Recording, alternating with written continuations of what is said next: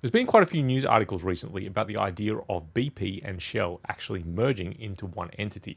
Now, the oil and gas industry hasn't seen anything that momentous since the merger of Exxon and Mobil about 25 years ago. So this is huge news. But what the mainstream media are not covering is the story from the perspective of the lubricants industry. And by the way, it's understandable that they wouldn't, because the lubricants market is such a small component of that potential merger.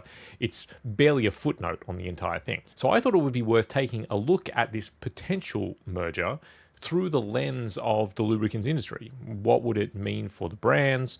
What would it mean for users? What would it potentially mean for distributors? Just to illustrate how small the lubricants industry is, I brought up the Q4 2024 profits from Shell. Now, Shell breaks out their business a little differently to other oil majors. This is just how they report, but they've got integrated gas, so you can think of that as being like their natural gas as well as their LNG business. Then they've got their upstream business, exploration, discovery, probably production as well. Then you've got marketing, chemicals and products, and then there's also their renewables section, which actually made a small loss in the quarter. Now, where does lubricants fit into that? It actually fits into marketing. So already it is a relatively small proportion of the pie. But when you look at what goes into marketing, marketing includes retail fuel, commercial fuel, aviation fuel, marine fuel, bitumen, and then lubricants. So lubricants is a tiny proportion of marketing, which is itself a tiny proportion of the overall profit. And that's why mainstream media is not considering this from a lubricants perspective. The merger of a Shell and BP has much more to do with bulking up in terms of their upstream assets. And you might say, well, why do they need to bulk up? They're such enormous companies to begin with. It's got sort of more to do with the fact that if you look at their share price and their overall market capitalization, it's starting to come down relative to some of their American counterparts. And you've got to remember that they're trying to compete in the marketplace with the likes of Saudi Aramco, some of the more like state-owned actors as well, in things like Petrobras and Petronas, Sinopec, CNOC. And so there is value in them bulking up and potentially merging. The fact that they are both British listed entities potentially also make that merger a little bit easier. But what would it mean for the lubricants business? Well, when we look at the actual brands that are represented by these two corporates, you got to remember Shell is not just Shell Lubricants. Shell also recently acquired Panelin, which has got more to do with kind of like environmentally aware, biodegradable type products. And they've also got Pennzoil, which is very much a sort of a retail focused product.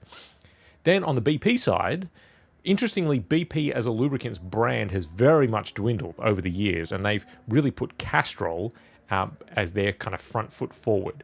Now, Castrol was actually an acquisition. Going back about 25 years ago, BP bought out Castrol and adopted it into their sort of family of brands. But since then, because Castrol has such good name recognition, they've effectively taken over the lubricants business of BP. Now, BP used to have a pretty big presence in the aviation industry. So their BP turbo products used to be probably about 40% of the aviation jet turbine oil market. Now, there's an interesting link back to the previous merger that we talked about at the very beginning of this conversation. So what happened was that when Exxon and Mobil merged, both of those brands had about 45% share in the aviation market. So Mobil had their Mobil Jet range and Exxon had the Exxon Turbo range. They were forced to divest that as part of the merger because the American government basically said you can't have 90% of the aviation turbine oil market. And so they actually then relinquished the Exxon part of that business to BP, who in turn sold it on to Eastman. So the majority of turbine oils now are Mobil or Eastman. Anyway, that's a little bit of a side quest to the main story here. So what would happen if Shell and BP were to themselves merge? I think you'd run into some what we might call channel conflict or some brand conflict, right? So for starters, Castrol and Shell in the PVL space, so passenger vehicles, they kind of occupy a very similar space. You know, Castrol Magnatech as a brand, Castrol Edge as a brand, running up against something like Shell Helix, even Pennzoil Ultra Platinum. Those brands kind of run counter to each other, and I'm not sure that all three could survive. And so that would be an argument in favor of probably spinning out one of those brands, most likely Castrol. In the industrial space, Shell and Castrol tend to run into each other quite a lot. So Shell and Castrol both have very strong industrial presences, particularly in things like oil and gas, power generation, mining, those sort of bulk industrial offerings, manufacturing as well. And so again, there is enough conflict between those brands that I can't see them both surviving under a single umbrella. So that suggests a divestment. And what's interesting is that there have been a couple of news articles recently where BP has been toying with the idea of selling off the Castrol brand. Remember, they acquired it about 25 years ago, so this would effectively just be spinning out an asset that they bought 25 years ago.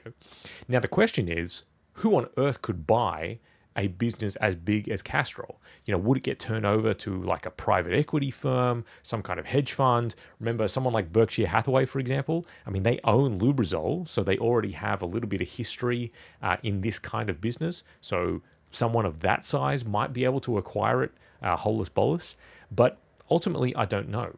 Now, but ultimately, this is all kind of speculation. But if it were to happen, what would be the downstream ramifications? Now, what's interesting is that I think, personally, that if Castrol was spun out, it would potentially do better.